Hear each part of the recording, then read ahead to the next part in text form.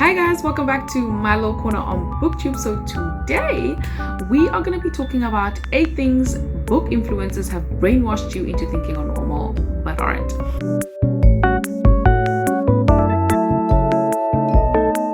And I got this idea from Diaries of Creativity. I'll put her video in the description below. Loved that video and I was like, oh my gosh, yes. There are so many things that we've been conditioned to think are normal but ain't. So the first one I'm going to talk about is owning over 200 books. Like my brain has slowly been conditioned to thinking that the amount of books that I own is little. But every single time that like non-readers come to my room, they always think I own so many books. I think I own less than 100 books. But every single time I talk to a non-reader, they always like, no, you own so many books. And I'm like, no, I own so little books. If you have to compare me to like these book influencers that I follow, they have 200, 300, 400 plus books. And they're like, yeah, but you're the person in my life who I know has the most amount of books. Like out of everyone I know, you have the most amount of books. And I'm like, that's crazy because I don't even own over 100 books. I think. Yeah, I own less than 100 books. But it's so interesting to see that like my perception has been so warped because of like watching all these different booktubers and bookstagrammers that like I think that owning over 100, 200, 300 books is like the norm and owning less than that is not. So it's so interesting to see like how my perception has been warped. And I'm also here to tell you guys, it's not the norm to own over 200, 300, 400 plus books. Like that's not the norm. In majority of people's households, they don't even have like 20 books, okay? Because people have different hobbies. So that's just something to think about and be like, oh my gosh, okay, owning 50 books, owning 70 books, like that's not weird or too little. The second one is buying large amounts of new books at a time, over 10 books in a single purchase. Like this is not normal, guys. Especially buying them new. Like, oh my goodness. Like buying 10 plus books from the thrift store, fine, understandable. But from like Barnes and Nobles for the American people, and then like Books and Bargain Books for the South African people. Guys, this is not normal. It's not normal at all. Those books are so expensive. It's like someone's walking out with a minimum of like 2k, 3k worth of books in South African rands. I will put up the prices in Canadian dollars and also American ones. But it's a lot of money that just went straight down the drain towards what?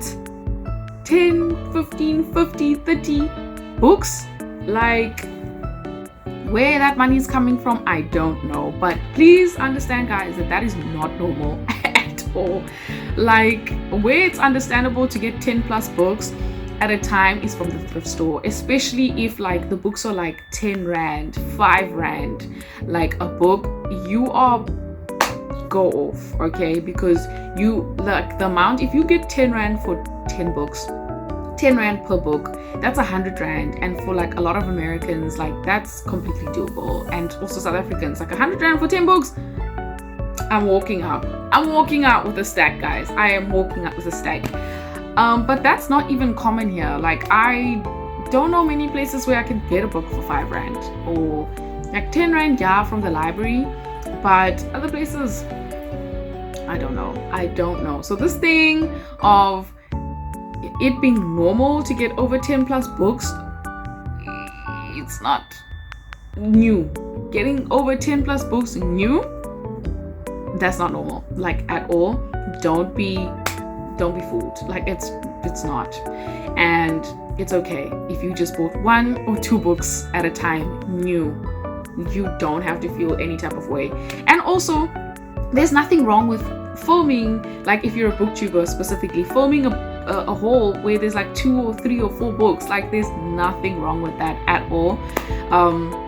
And it also showcases that you are consuming normally. Like you're not over consuming, you are just consuming normally. When you're done with the book, you buy the next one. Like it's completely normal and it makes so much sense. when you start seeing these like 30, 50, 70, 100 plus books in a book haul, that's where we're going, okay guys, like whoa. that's a lot of books. Where are you guys getting the finances for this? Like, that is definitely not normal. So don't feel pressure to buy hundreds and hundreds of books at a time, because it's not normal. Okay, and most people are buying like one book at a time. They're not buying several. The third thing that's not normal is having a large reading goal. So reading over 40 books a year, 100 books a year, like this is not normal. In the booktube world, in the bookstagram world, in the booktalk, yes, it's normal. But in like normal society, no, this is not normal at all. Because all of us, last time I checked, have lives, right? We all have lives. We all got like other things that we're doing. So this thing of thinking like I have to read like 40, 50, 70 books, like the common number I see is like 50 and up. Like I don't see book goals under 50 for any booktuber. So specifically to the booktubers, guys, you don't have to read like that many books. You don't have to if you don't want to. And you don't have to feel pressured to read like a minimum of 50 books a year to feel like a qualified booktuber. Like, you are a lover of books, and that's enough. Even if you read 5 books a year, 10 books a year, you are still consuming books, you're still reading, and that is beautiful. And that's why you're here. That's why we're all here. That's what we're gathering over, the love of books. So there is absolutely nothing wrong with having a book goal of 1 book a year, or 2 books a year, or 5 or 10 books a year. There's nothing wrong with that. The goal is just to read. And I think another issue with the reading goal is that now people no longer read books because of the quality of it, but they read it because they're trying to hit that quantity goal, where it's like, I need to hit 50 books, so let me make 20 of them short books, and then maybe the rest can be normal size. I also think that a fear of tomes, so any book over 500 pages, has actually come from the concept of reading goals, and like large reading goals specifically, where people are no longer reading books because they love books, but they're reading books because they need to hit that goal. And then when they look at tomes, they look at big books, they look at books over 500, 600, 700 pages, and they go, oh, like you're gonna ruin my reading goal. And it's like, whoa, now where did that come from? Where did that actually come from? So I definitely think that this whole thing about like reading goals, especially if you're feeling like under pressure from your reading goals, decrease it. There is absolutely nothing wrong with decreasing your reading goal, because you don't need to have a reading goal of 70, 80, 90, 100 books. You don't. You really don't. Like, it's all up to you to determine like what is your reading goal for the year. And I personally think put it as reasonable as possible. If you're used to reading like 20 books a year, leave it at 20, or maybe even push it down to 15, just so that you're not putting so much pressure on something that's supposed to be a fun hobby. Like, we don't want to turn a hobby now into like an academic pursuit. I mean, obviously if that's something that you want, that's amazing, love that for you, but then don't be confused when you start to feel the academic pressures that come with academic pursuits, which majority of us are not trying to do. We're not trying to have like an academic way of looking at our fun reading hobby. We're trying to read because we love reading, we love knowledge, we love learning about other people and their views, or escapism, or the plethora of other reasons as to why people read. So yeah, I just think that having such a large reading goal for a lot of people is, number 1, unattainable, and number 2, completely unnecessary. So if you're someone who does read a lot of books, have that high reading goal. Like, this is not for you. I'm talking about other people who feel pressure to have a really high reading goal, and then they sacrifice quality, good, beautiful books that may be longer because they want to hit that reading goal by the end of the year. And I just think that that's completely unnecessary. Read what you want to read.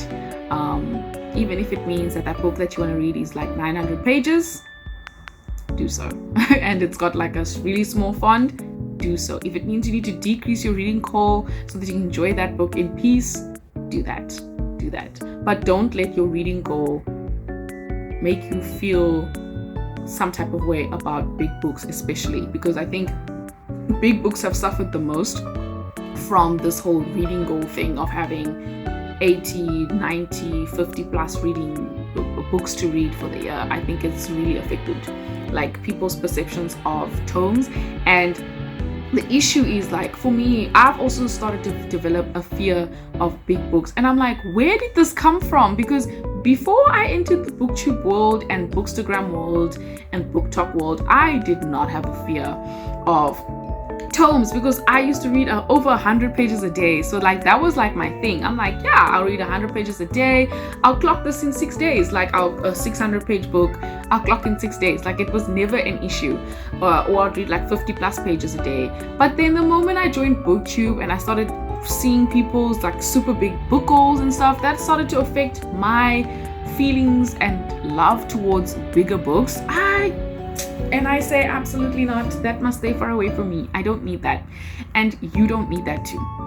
So yeah, sorry, I went super long on this one, but don't let your reading goal get in the way of you enjoying books. Don't do that. Number 4, not reading nonfiction. I find it super weird that most booktubers do not read nonfiction. Yeah, I find it so strange. Like they don't like nonfiction and they just don't read nonfiction. And I'm like, this is not normal, like at all. Majority of people who read in the real world read some nonfiction. Like there's no. I haven't met a reader in real life who only reads fiction. Like that's not like a reader who's also away from social media. Like they just read in their own little bubble. They read fiction and non-fiction. They don't just only stick to fiction. So if you're someone who loves to talk about non-fiction, talk about non-fiction. We need more people out there talking about non-fiction, because it's definitely a space that's not spoken about as much. And in the booktube world, when non-fiction is spoken about, it's primarily memoirs and self-help. Those are the 2 books that I see them, like the 2 categories of nonfiction most spoken about. And again, people do read those books, but that's not the only nonfiction that people read. There's so much types of nonfiction that exists out there, and I do think that is not represented enough on booktube. So definitely, guys, read nonfiction. Nonfiction is good. Nonfiction is amazing. Like I love fiction because you get to do character dives and character studies and plot devices and all these beautiful things. But nonfiction is also really good because it's one of the greatest ways to learn also about like so many other concepts that exist. And I guess you can also learn about that through YouTube videos and all that kind of stuff. But reading it is also another way of learning about all the types of topics that exist in the world. So yeah, definitely it's not normal not to read nonfiction, because yeah, like in the real world, at least on booktube it's normal, but in the real world most people read nonfiction, even if it's a small quantity of it.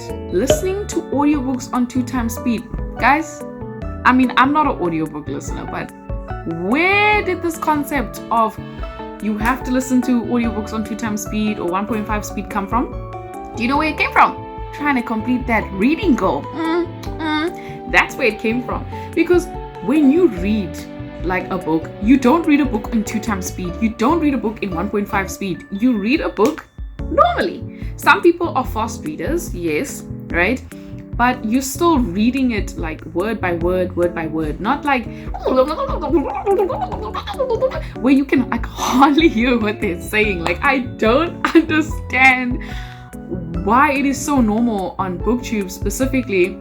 I'm sure bookstagram and booktalk also, but I'm primarily on booktube, so I'm going to talk about booktube. Why it's normal on booktube to listen to books on 1.5 or 2 times speed. Like I'll be watching people's vlogs and they'll be showing how like they're listening to an audiobook in like 2 times speed, and I'm like, are you like properly consuming the story, guys? Like maybe you guys can tell me below in the comments, like, why do you guys do this? Why? Like, I understand we're trying to hit reading goals, but other than the reading goal, what is the point of reading a book at 2 times speed? Like, I don't understand it at all. Because like, I'm a podcast girly and I love listening to podcasts. I could not listen to the podcast that I listen to on 2 times speed. Like, do the podcasts I listen to do they normally speak like slower? Yeah. But to elevate their speech to 1.5, 2 times speed, it just feels wrong. Like, I don't know. I do it with voice notes sometimes, just to get through the voice note and so that I can answer in a reasonable time, but not with books and with podcasts. Like, that just feels so weird. So number 6 is owning multiple physical editions of the same book. This is not normal, okay? For anyone out there who loves to read, this is not normal, guys. Like, if you're a normal person, it's not normal to own 5,000 editions, physical editions of the same book. That's not normal at all. Like, no, most people don't have the finances to buy the hardcover, the paperback, the 5th edition, the Barnes and Noble edition, the 10-year anniversary edition, the Etsy edition made on wada. Like, most people don't have the finances for that, because those editions are also really expensive. So please understand that it's not normal to own 5,000 copies of the same book, okay? And you also find that most of the time those books don't exist to be read, they exist to be shown. And yes, I also am like, buying books and reading books are like 2 separate hobbies, but guys, not to that degree, okay? It's not normal, okay? Like, if that's what you want to do because you have the finances for it, all power to you, go off. But don't be cooled the rest of us normal people that is normal. It's not normal to have like 7 copies of the same book in multiple different editions. It's just not normal. And don't be fooled or pressured or tricked into thinking that it is. This is 100% a book influencer thing. It's not a normal human thing. If you literally go to any non-online bookworm's home, you are not going to find 5,000 copies of the same book. Well, I mean, there are always outliers, but I mean, majority of people, this is not the norm. Those are outliers. Like, those are definitely outliers. So don't feel guilty because you don't have like 5,000 copies of your favorite book. And then someone's like, how is that your favorite book if you don't have like at least 5 copies of it in multiple different editions? It's like, no, don't try and do all of that. Like, you do not need that. That is not necessary at all for you to love a book and for it to be your favorite. You don't even have to own your favorite book if you don't have the finances for it, and maybe you read it like a library copy of it and are obsessed. Like, the moral of the story is you read the book and you loved it. You don't have to own the book. You don't even have to own like multiple editions of it just for it to be your favorite. That's definitely a book influencer thing. And then the 7th thing is having aesthetically pleasing shelves. I put this in because I'm like, this is not normal. Because also for me, as someone who, has a booktube channel, sometimes I feel as though, like, if you look at my shelves, they are not aesthetically pleasing, like, at all. There's dust on it. There's random miscellaneous things on my shelves.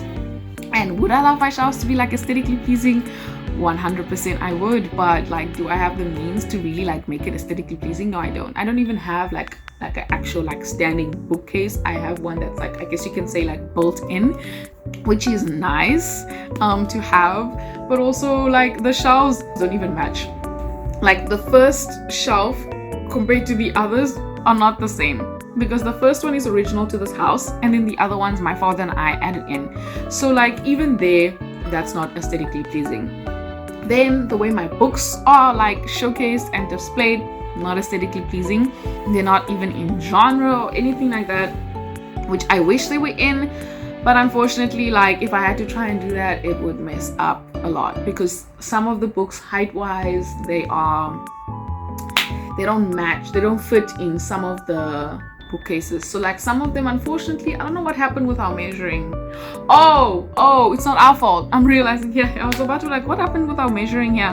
No. So whoever was building this house initially, they didn't measure the stuff properly, because obviously the first shelf, because there's like the rest of the wall up onto the ceiling, has got a lot more space than the second one and the third one. The third one is like the smallest shelf, so a lot of like taller books can't even fit there. But then the fourth shelf that was created by my father and I, and the fifth shelf, those ones have a lot more space for like much taller books. What I'm trying to say is it's not normal, like it's not common to have aesthetically pleasing shelves, and you don't have to feel some type of way about it.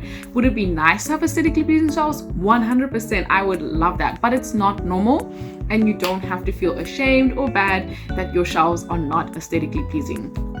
That's definitely a booktube, bookstagram, and booktalk thing, because their shelves look pretty because they want to display it, and it's part of their job to display it, versus those of us, you know, who are like more normal readers. It's not our job to display our books. It's not our job to have aesthetically pleasing shelves, because that's like, we're not gaining any monetary compensation for this. So there is no incentive to get bigger, cuter looking shelves. There is no incentive to get cute, expensive, or cheap like decor to make our shelves look good. There's no incentive for any of those things. Now, is it nice to have cute shelves? Yes, and I definitely want to fix my shelves, because but also at the same time, I don't know if they will ever really look aesthetically pleasing right now, because it's not just like reading books that are there. There's my journals that are there, there's like commentaries that are there, like there's my Bibles, there's a lot going on here. So I don't think they're ever gonna be like properly aesthetically pleasing, but at least I can try. But it's not normal to have aesthetically pleasing shelves, and you do not need to feel ashamed if you don't have them.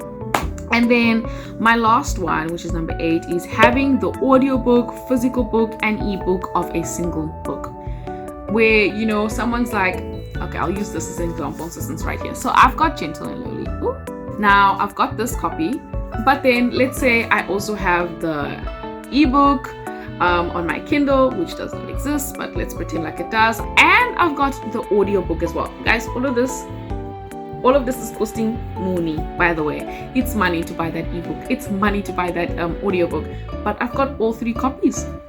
And then like when I'm tired of reading the physical copy, I'll just switch to my Kindle. But then when I'm going on a walk, I'm gonna switch to the audiobook. This is not normal. This is 100% a book influencer thing. That's not normal. I don't own a single audiobook. Like, I would love to be an audiobook girly, but sometimes I feel like I have to choose between audiobooks and podcasts, and I will always choose podcasts. It's not normal to have multiple copies of the same book, in terms of like, one is the ebook, one's the physical copy, and then one is also the audiobook. That's not normal. That's 100% a book influencer thing, and you do not need to feel bad for not owning those things, or not for having multiple copies. Maybe like you going on a book date or something with someone, and then someone's like, yeah, okay, we can listen to the ebook of these things now, and you're like, not the ebook, listen to the audiobook, and you don't have the audiobook. Like, don't feel ashamed at all. And also, you don't have to buy audiobooks. Apparently a lot of libraries also you're able to borrow audiobooks for whatever duration of time your library permits you to borrow a book. So definitely don't feel some type of way about this. And this video literally just exists for any normal people who don't have booktube as their job. They don't do booktube as their job, or they don't consume, like, they are not like super popular booktubers. Like, so if you're a normal reader who doesn't have a book account, or if you are a book influencer but you don't have like a large following, and you literally just do this as a hobby, don't feel bad in any way, shape, or form that you do not have all of these like stereotypically book influencer things, because it's not normal. And I think for people who don't have these things, they're a lot more like relatable, because again, majority of people are in the same position as you. It's cool to watch people who, you know, have all of these things and have created a whole new world of having all the latest books, the latest 5,000 copies, reading over 50 plus books a year. But it's not normal, and you do not need to feel bad in any way, shape or form because you don't own or have these things. So hopefully this video helped you in just solidifying that you're normal. And anyone who, you know, falls under the category of these things, you're not normal, but that's okay. That's okay too. Like, you can read your 70 plus books a year, and we love that for you. Like, thank you for dedicating a lot of your time towards reading. But thank you so much for watching this video. Don't forget to like, comment, subscribe, and do all the YouTube things, and I'll see you in another one.